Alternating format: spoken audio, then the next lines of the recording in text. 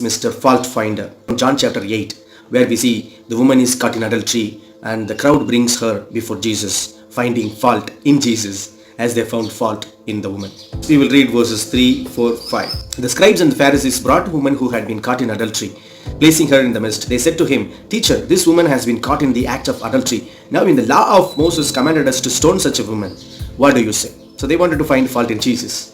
And you read in chapter 8 verse 7, Jesus says, "He who is without sin among you, let him be the first to throw you stone." It is a story about a fault-finding crowd and a forgiving God.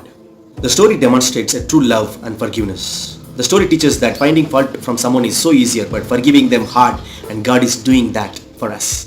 Our God is a forgiving God. Just to find fault, they bring this case to Jesus. Jesus puts forth a question which would solve any coming problem.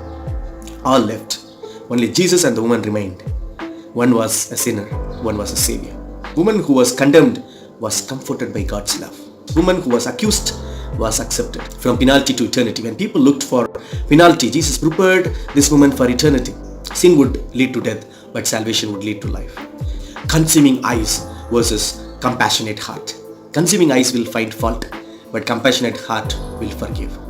Jesus' message is this: don't be a fault finder, but be a forgiver.